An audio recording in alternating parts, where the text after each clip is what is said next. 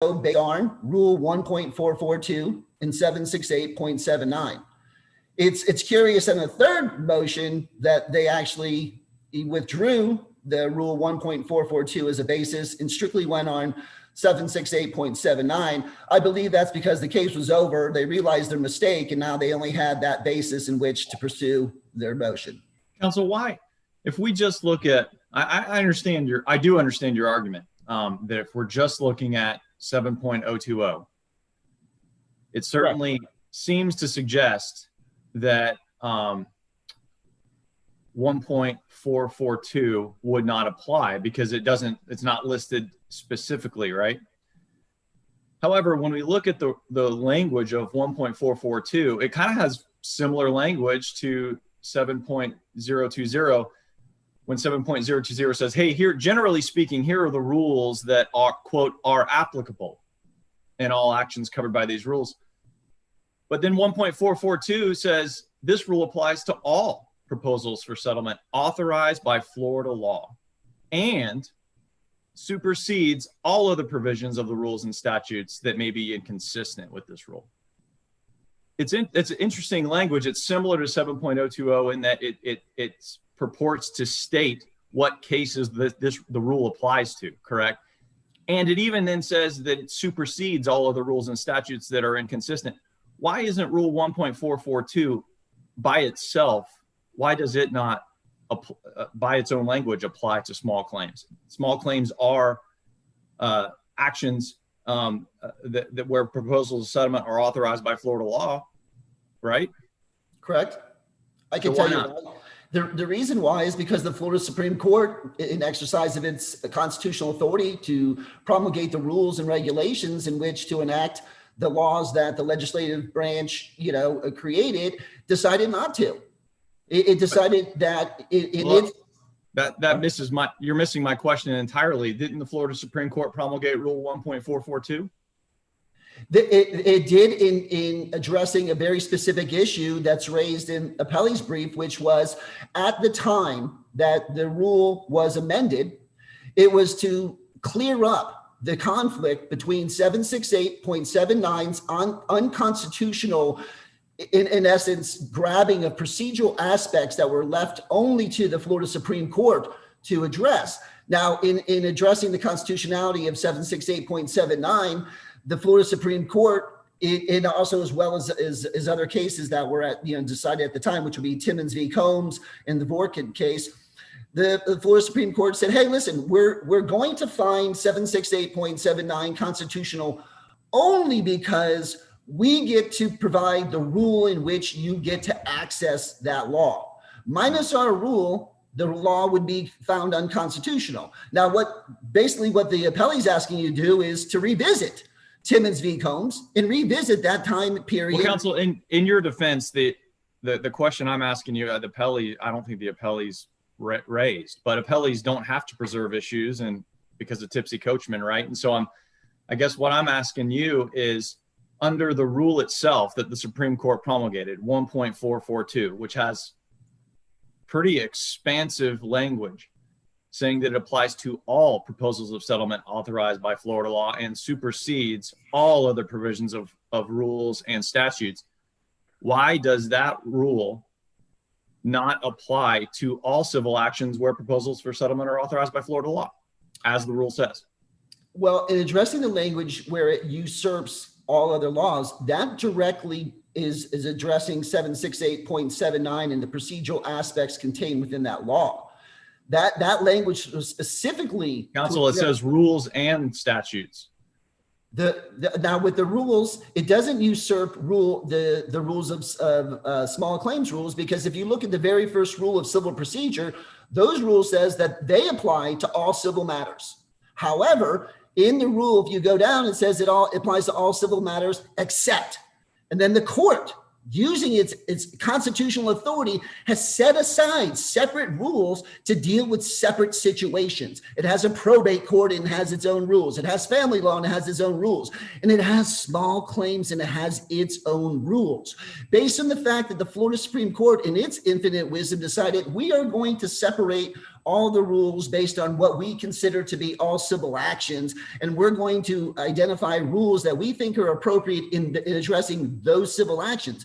Now, under small claims rules, the Florida Supreme Court obviously recognized what those rules were intended to address. And there's two issues that the Florida Supreme Court was intending to address in creating the Florida small claims rules. One, the first issue is you tend to have, and they're trying to promote a court of law in some rules that make it easy for pro se litigants to have their day in court and resolve their issues. But the other part, and this is the part that it confuses a lot of courts, is the court is also recognizing that based on the rule that matters are separated by value.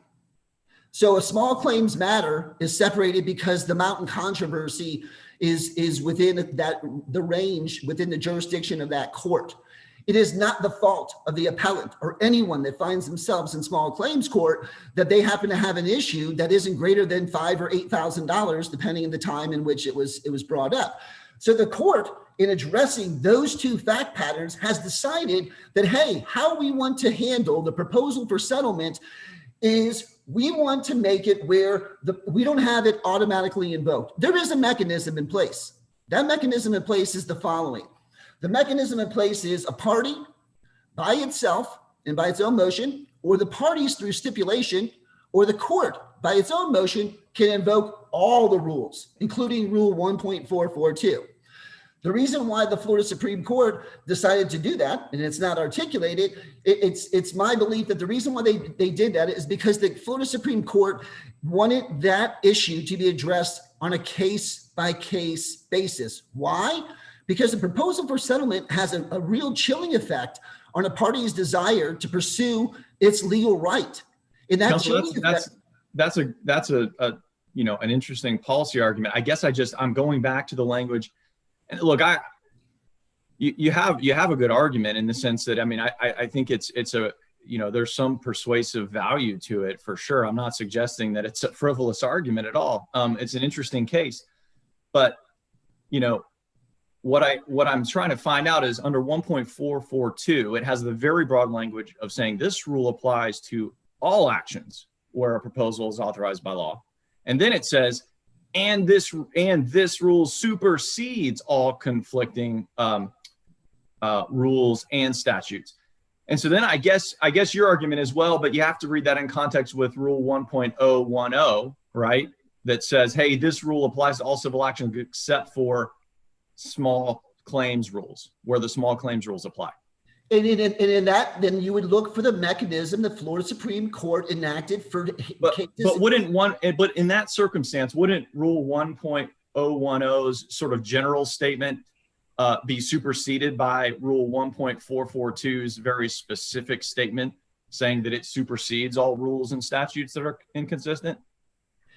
No, because again, you have to look at the context in which the rule was amended. The context in which the rule was amended was definitely addressing the conflict with 768.79. And I believe that the language is definitely used as a catch-all. Now, one important issue to not make light of is the fact that the Florida small claims rules were amended in 2020. At that time, the Florida Supreme Court could have easily included 1.442 anywhere. It could have included in 7.020B saying that, hey, when you have two parties represented by counsel, so now you have sophisticated, counsels presented that, because in 7.020B, they do. The Florida Supreme Court invokes automatically other rules that are not invoked in 7.020A.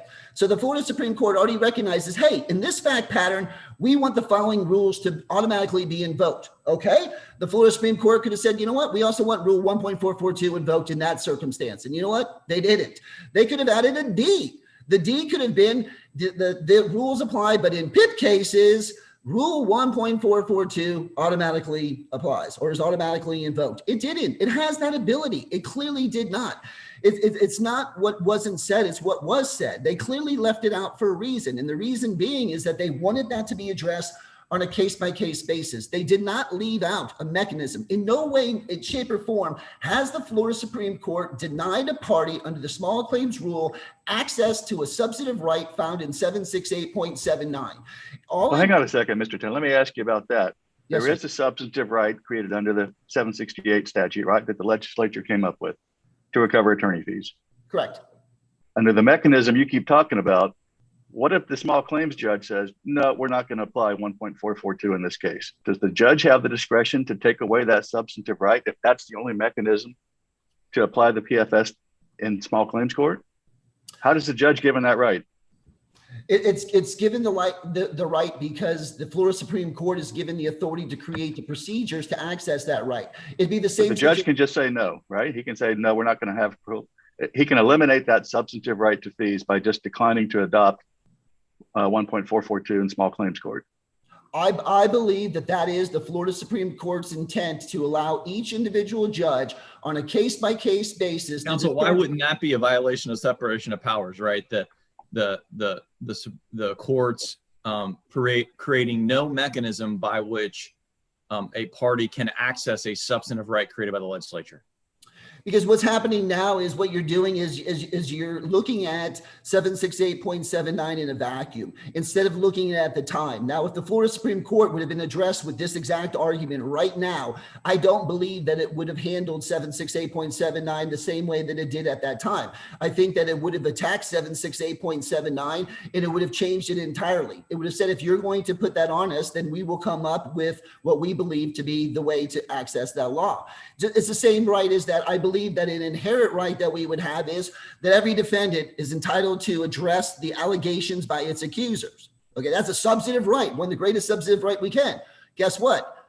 In circuit court, you got 20 days to do so. Why? Because that's the rule. There are lots of substantive. You have about 3.5 minutes left. I don't know how much you want to reserve. It's up to you. I definitely want to reserve the last 3 minutes to address.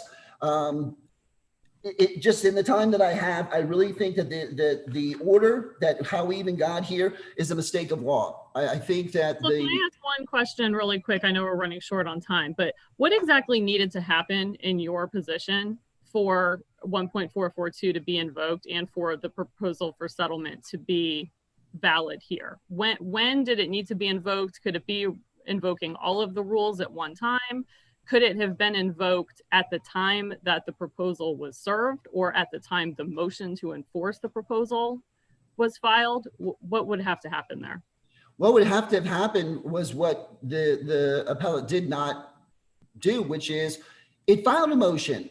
It filed 3 motions. It had to have its motion heard. A motion without a hearing to address the due process rights of the other party opposing the motion was not heard. Therefore, a motion without an order has no force of law. All it had to do to invoke the rules, or are you talking about the motion to enforce the proposal for settlement, which is based on Rule 1.442?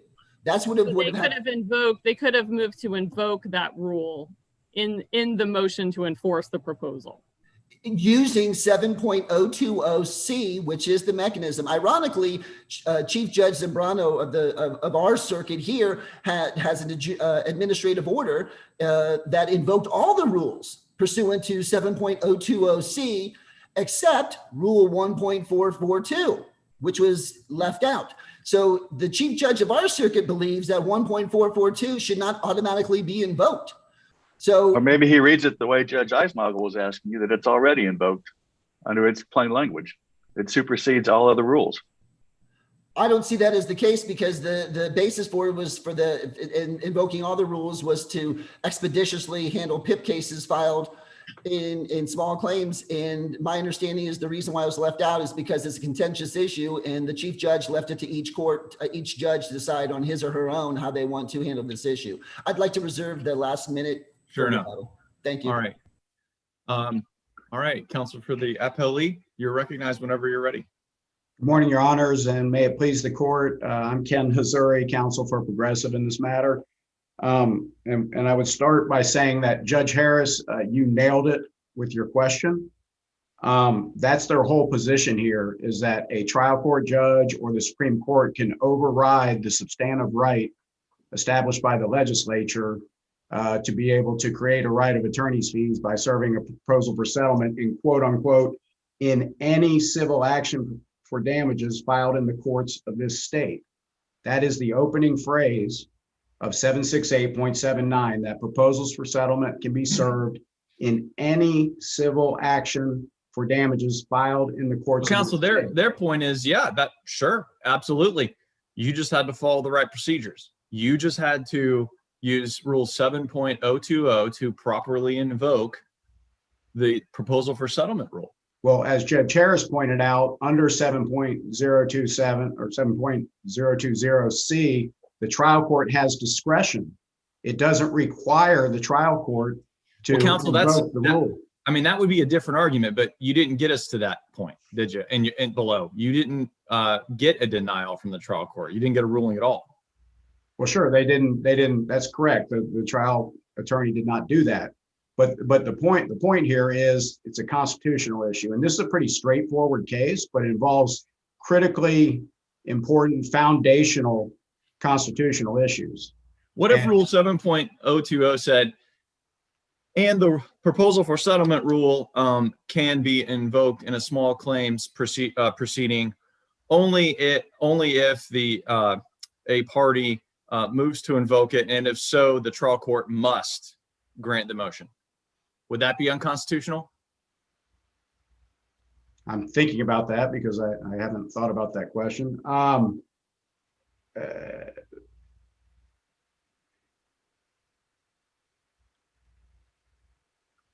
If it said must, then I think there's an argument that it wouldn't be constitutional because the court would not have any discretion to deny the request if it were made by the party. So you think that the trial court should have the discretion to deny No, a request to make 1.442 applicable? absolutely not. The court has Well, that's no what- discretion. Under your hypothetical, you said that the rule would read must. So Right, the court would not have the trial- discretion. No, the trial court would have to grant the motion and make Rule 1.442 applicable. Right. So there's no discretion for the trial court to deny it. So there Correct. is no discretion. So yes, Correct. yeah. So that's why I'm saying it's the must in your hypothetical that I think is the material change there, because it doesn't give the trial court the discretion to deny a party a right to serve a proposal for settlement, an enforceable proposal for settlement in a small claims case. Under your hypothetical, it would create a procedure for a party to invoke that right. I would view your hypothetical, again, thinking about it off the top of my head, as something similar to Rule 1.525 of the Florida Rules of Civil Procedure, which requires a party to serve a motion for attorney's fees and costs within 30 days of the judgment in order to invoke their right to fees. That's a procedural mechanism. But if the party does that, then they've invoked their right, and there's no opportunity for the court to say, nope, you can't pursue attorney's fees. If you comply with that procedural right. I would view Right. what you described as something analogous to that. If the rule said that should the party exercise its right to move to amend, to invoke Rule 1.442, the court must do it. You probably pass constitutional muster because there's no discretion in the trial court. Okay, so then, I misunderstood your answer. So you're saying that would probably be constitutional. Off the top of my head, that would be my belief because of the must. Because I mean, it at that point, moves- it would be a purely procedural requirement. Maybe a silly one, but nevertheless a procedural requirement. Correct? I think that's a fair, again, analogizing it to Rule 1.525. I think that's a fair conclusion to draw. Well, let's without say for doing a any moment- research. Let's take the language of Rule 1.442 out of the analysis for a moment, and we're only going to look at 7.020. If we're only looking at 7.020, it certainly seems like there's a procedural requirement that you invoke the rule pursuant to 7.020. No, Your Honor. Why not? Because when in the absence of Rule 1.442, the procedural mechanisms, which are actually set forth in great detail in 768.79 apply. And therefore, you don't need to go to the rule. You use the procedural mechanisms in the statute. And Except So that's, your for one position point- is that we only need to, sorry, Judge Snoggle, No, go ahead. but you're okay just following the mechanisms in 768.79 and In not this- 1.442 because there are a little bit of differences. So in small claims court, a party only needs to follow that statute. that is and absolutely correct. Your A Honor. follow-up question to that. So I guess this goes to the policy. That kind of makes it easier to enforce, in my opinion, because attorneys get tripped up all the time with these proposals for settlement because there was a lot of procedure in the rule and in the statute. Doesn't that make it easier possibly to enforce a proposal for settlement in small claims court, possibly when there's, small dollars at stake, a lot of pro se people, it makes it easier to enforce a proposal against possibly a pro se litigant who may not be able to defend as well as an attorney could in this situation. Well, that's correct. But on the other side of the coin, it makes it easier for a pro se litigant in small claims court to serve and enforce a proposal for settlement for himself or herself. And that's the whole, as we said in our answer brief near the end, that's the conclusion to be drawn from this, is that in a small claims case where you have a lot of pro se litigants and it's supposed to be a more simple expedited procedure, it makes sense to have a more simple procedure for serving and enforcing proposals for settlement. And that is set forth in the statute. Counsel, I don't dispute that Rule 1.442 is highly complex, perhaps unnecessarily so, but nevertheless, how do you deal? It seems to me your argument is, look, in small claims, we don't need a rule, we just need the statute, right? That's your argument, right? Essentially, yes. Yeah. So how do you deal with, I'm going to do the same thing, ask you the same question I asked counsel. How do you deal with the part of Rule 1.442A that says this rule applies to all proposals of settlement authorized by Florida law and supersedes all of the provisions of the rules and statutes that may be inconsistent with this rule? Your Honor, you noted earlier we didn't argue that in our briefing, and you're correct on that. And I would tell you, if that's the way you get there, then okay. If that's the way, that proposals, that'd be different than your argument, right? You would still have to comply with 1.442 and not just the statute under that reading, correct? if you were to rule that based on the breadth of Rule 1.442A, it therefore applies in small claims cases, then yes, if that's your ruling, a small claims litigant, such as the litigants in this case, would have to comply with that rule to serve proposals for settlement. And again, I think you're okay getting there that way because you have still made it so that litigants can serve enforceable, small claims litigants can serve enforceable proposals for settlement in small claims cases without any discretion of the trial courts to say, no, we're not going to let you do that, which is what Mr. Tayon and his client are advocating for, which would be a gross stepping on the separation of powers based on the legislature establishing the right, a substantive right in quote unquote, any civil action for damage. Counsel, this sort of distinction matters though, because when writing an opinion, the reasoning matters, right? And so does an opinion say, hey, small claims, you just go by the statute, you just go by the procedures set forth in the statute? Or does the opinion say, no, Rule 1.442 supersedes all rules and statutes and applies, and therefore you have to comply? Let's say your proposal for settlement hypothetically didn't comply with 1.442, but did comply with the statute. Okay. How do you deal with the language in 1.442 says that it's saying that it supersedes all provisions of rules and statutes? So to answer your question, let me answer your questions in order. First of all, we believe your opinion should say that in a small claims case where Rule 1.442 has not been invoked, that the procedures of the statute apply. That is what I believe is the correct answer here. Okay. Why? Why? Yeah. Explain that to me. How do you get past the language, the superseding language? Well, I accepted the idea that Rule 1.442 does not apply in the small claims situation because it wasn't one of the rules that was adopted in the small claims rule. I mean, we accepted that position in our briefing. So that would be my answer. I think I think that's something Mr. Tayon and I agreed on in our briefing. My But answer would be, Counsel, if I could interrupt you, this court doesn't have to accept that reasoning, right? I agree. So help me out. How would you deal with what does that language mean? Supersedes all of the provisions of rule and statute. Okay. If- pull that up, please. If Look we at it. can just apply the procedure set forth in the statute, then Yeah. then what does that language mean? Okay, so here's what I would tell you I think it means, Your Honor.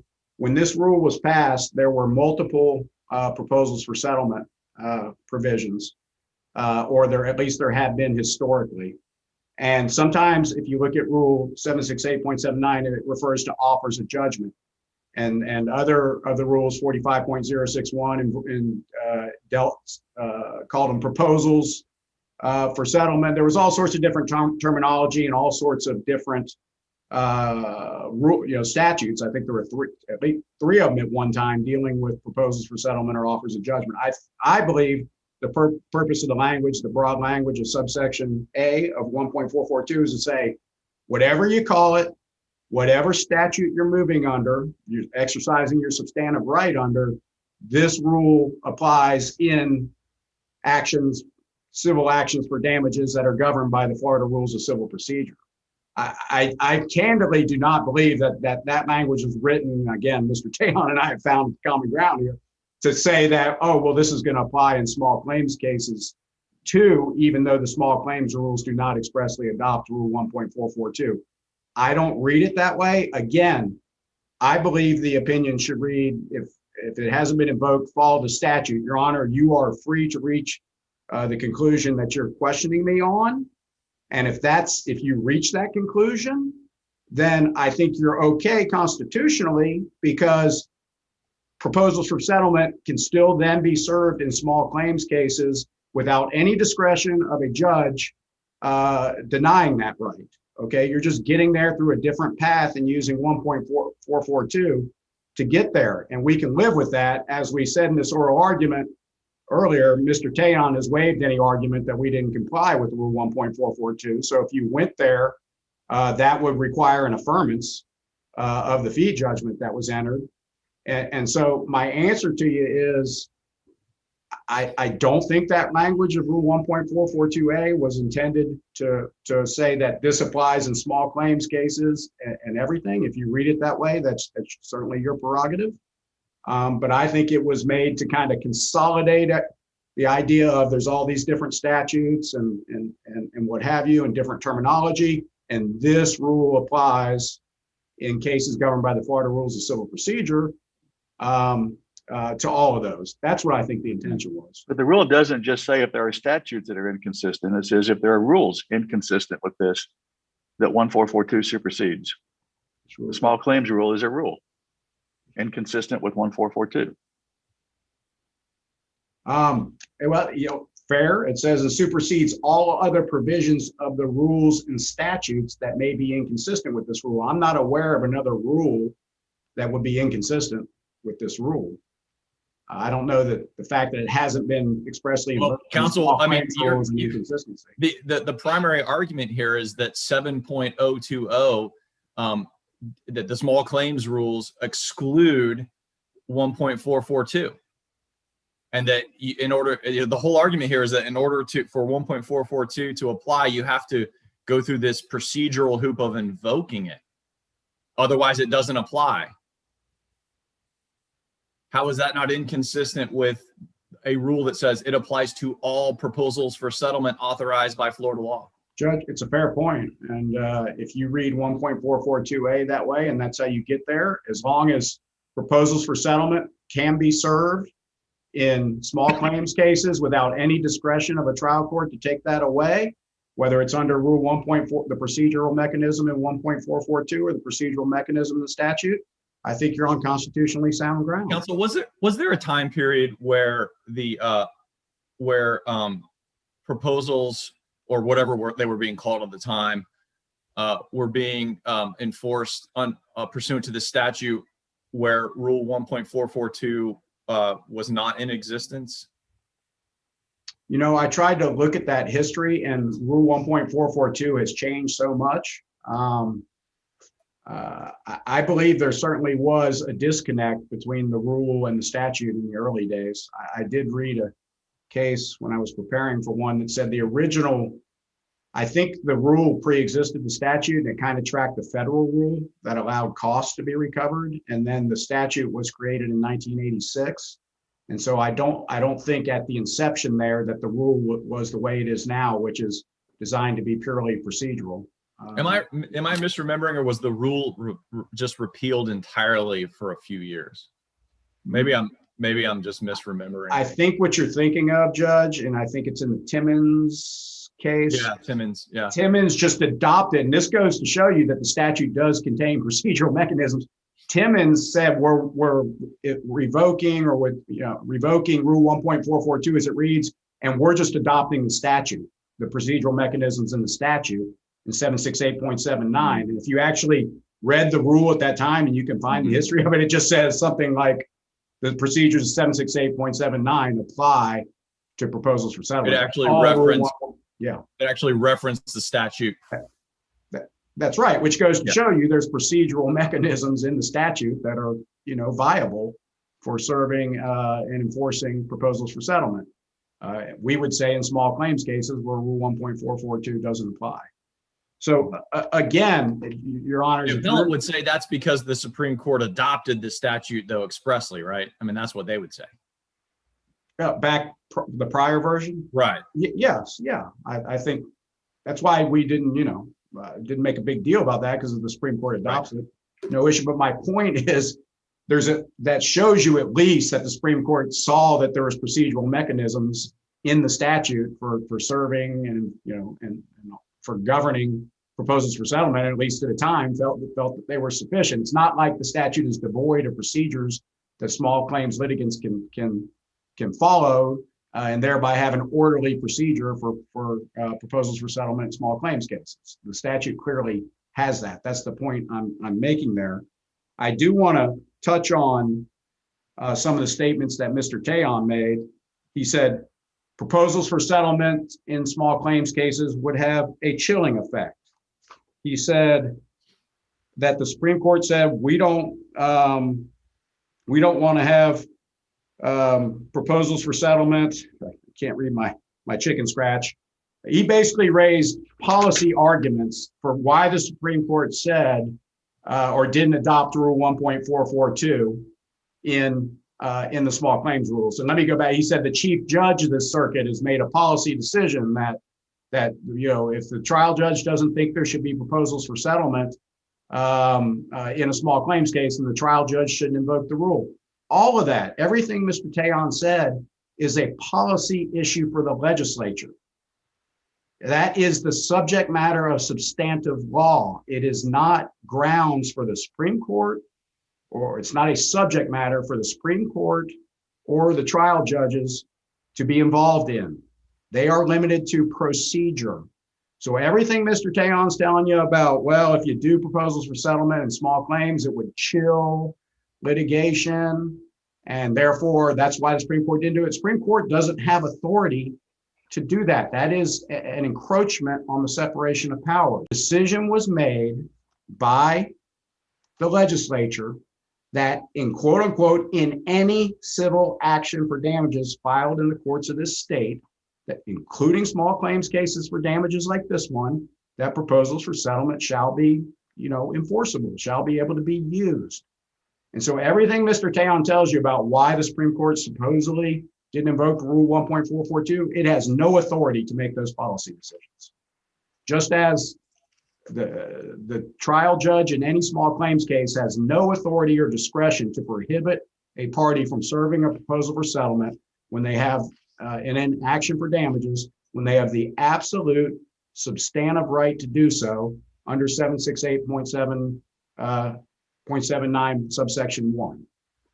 Any decision to the contrary is an encroachment on the separation of powers and an encroachment on the legislature's authority. If you get there by saying, if there's no, in a small claims case and the Rule 1.442 isn't invoked and the statutes procedures apply, that's how we believe it should be, you're okay. If you get there by saying Rule 1.442 applies in all cases, in small claims cases, therefore proposals for settlement can be Thank you, served Counsel. under that rule. You're okay there for those reasons. And he waived that, any argument related to that. For those reasons, we ask that you affirm. Thank you for allowing me to go a little bit over. Thank you, counsel. And counsel for the appellant, we'll give you a little bit of extra time as well if you'd like. So please proceed with your rebuttal whenever you're ready. The Florida Supreme Court, in addressing the constitutionality of 768.79, found it to be constitutional only because it reserved the right to produce the rule in which had to be followed by all litigants in accessing that right. To rule otherwise, the ramifications of your ruling to uphold the trial court's decision would follow as such. Number one is you're effectively overturning Timmons v. Combs. Number two, you're making Rule 1.442 completely superfluous.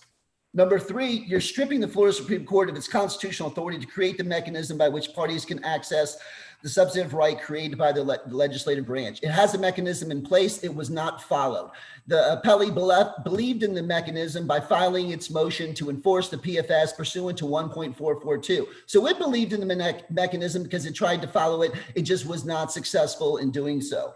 And lastly, what you're doing is, and this is not a policy issue, by allowing 768.79 to stand alone, you are basically denying pro se litigants from having the due process rights it would have under the present mechanism for understanding the ramifications of what could happen. Right now, under the rule in small claims rule under 7.020C, there has to be a motion. And a motion requires a hearing. At that hearing, the person subject to the proposal for settlement and the attorney's fees and costs at that point in time would understand what's at risk if I go forward. The way it stands now, if 768.79 stands alone, then there would be no notification that the person that's going to be used against would know that this is happening. It stands there. Why does there have to be a hearing? The Why does mechanism, there have to be a motion and a hearing? The judge can just do it on his own. There The needs judge- to be a hearing for that. the judge could do it on their own, and then the judge at the trial court level could have invoked Rule 1.442 after the hearing at the trial was over. It chose not to, and instead had a mistake of law in deciding that there was Counsel, no. I think, And even I if think the that- parties stipulate that it's going to be invoked, the judge can still say, no, it's not. Even in the light of a stipulation between both sides to use this rule, the judge can still say, no, we're not doing that. Right? I don't believe that that's the case because the rule 7.020C says that you can invoke the rules by stipulation of the party. There'd be no basis if the parties both agree that they're willing to go forward. Because remember, the proposal for settlement, the entire proposal for settlement is to put one party on notice that, hey, if you don't resolve this case, the other side can reach into your pocket and take out a lot of money. That's the substantive right. But there's a combination lock on that pile of money. And the combination lock is Rule 1.442. That is how it's structured. thank you, counsel. Thank you. All right. And with that, we are in recess. Thank you, Your Honors. Thank everybody. Have an awesome day. Thank you so much for Likewise. this opportunity.